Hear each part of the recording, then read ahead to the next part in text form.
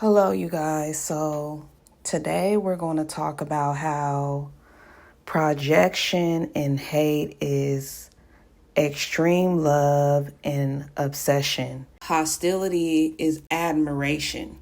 For many women, attractiveness is not only a blessing but also a burden, one that invites envy, criticism, and subtle attacks from others.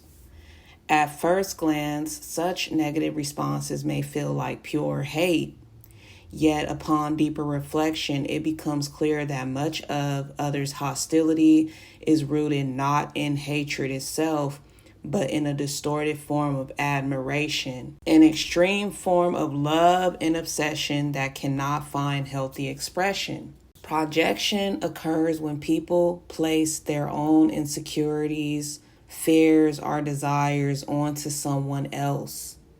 For beautiful women, this often means others assume arrogance, she's privileged, or they just have distorted judgment, even when none of these traits are factually present.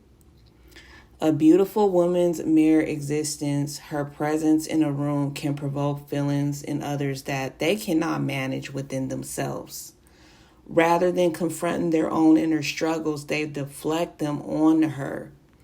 And that is why an attractive woman may walk into a space and immediately feel unwelcome. It is not her character that causes offense, but rather the mirror she unknowingly holds up, reminding others of what they lack.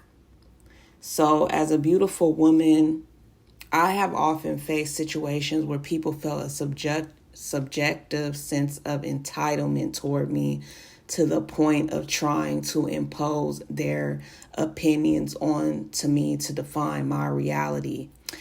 And I remember when I was on a YouTube channel that spoke about people harassing attractive people, saying you ain't nobody, you're not better than nobody. And I laugh because I've been through some extreme hostile things as an attractive woman.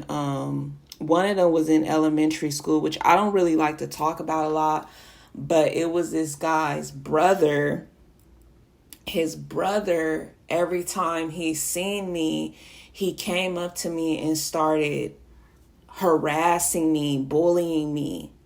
And it was so weird. It was like something was possessing him. So my friends would start laughing. And I'm like, this is not funny. Because every time he sees me, it's like his whole aura just changes and he's unhinged. And so I was dealing with that for a whole year.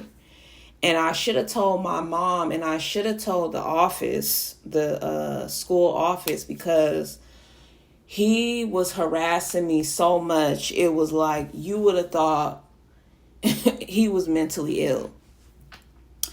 And I don't know, something happened where he just no longer had that personality disorder. But hostility can get so disturbing that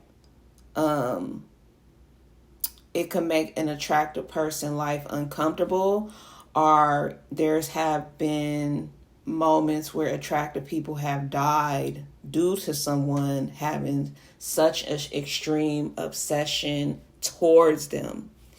So, for example, if a school teacher perceives an attractive student in the classroom as a problem because of how intense and refined their looks is, she may openly complain about it in front of others to the class, which can in turn make students feel like they have the permission to bully or target that attractive student. And this shows how projection is often extremely destructive, and sometimes the attractive person can't find themselves away from it. And that's why I tell attractive people, when you go through hostile situations or you're going through this on a daily basis, make sure you have proof of photos or recordings just in case you have to take that to the authorities. But a similar dynamic is even portrayed in the movie Matilda, where the attractive young girl with the pigtails was humiliated by Miss Trunchbull. And Miss Trunchbull lashed out not just at her, but also brought up her mother, clearly resenting the fact that the girl's beauty was inherited. Oh my God. And that is so true, because when you watch that scene, she goes, and your mommy, like, because she was mad because, the girl's beauty was obviously inherited. Her femininity and everything was from her mother. And so she publicly shamed her and her mother with that remark in front of the entire school. And it just illustrates how people's response to beauty is often distorted and misunderstood. It is important to recognize that much of what appears to be hate at its core is fascination. In this sense, the hate directed at beautiful women is often an inverted form of love, passion. So it is an extreme admiration that has soared into envy because it cannot be possessed, controlled, or matched. For beautiful women who face this kind of projection, perspective is essential. And so for me as an attractive woman, the moment I feel hostility in an environment or from someone, I immediately disconnect from the whole space because I have to protect myself. And it is easy to internalize hostility and believe that it reflects one's own shortcomings. But in truth, the negative treatment that people project on beautiful people often says more about them internally, the internal conflict they're battling with, than it does about the beautiful woman herself. So instead of responding with defensiveness, it is important to clearly understand the root of what others are angry about, and then choose to live a life where you no longer find yourself in the presence of those who are mad and ugly. A beautiful woman's role is to continue existing authentically, to treat others with respect, and to maintain her dignity in the face of envy. Because the more she focuses on respect, dignity, and positivity, the more she can disconnect from dark atmospheres that are targeting her and trying to bring her into. Dealing with projection and hate as a beautiful woman is not easy, but it can be manageable when understood for what it really is: a misguided form of love and obsession, right?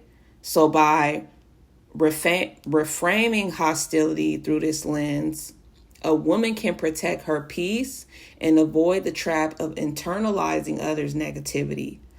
Ultimately, she realizes that her beauty, both inner and outer, does not need to be defended. It simply needs to be lived out with strength, grace, and clarity of purpose.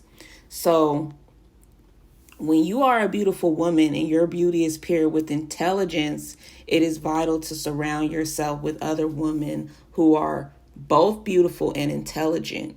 Likewise, if you are beautiful and spiritual, you should connect with women who are beautiful and spiritually divine.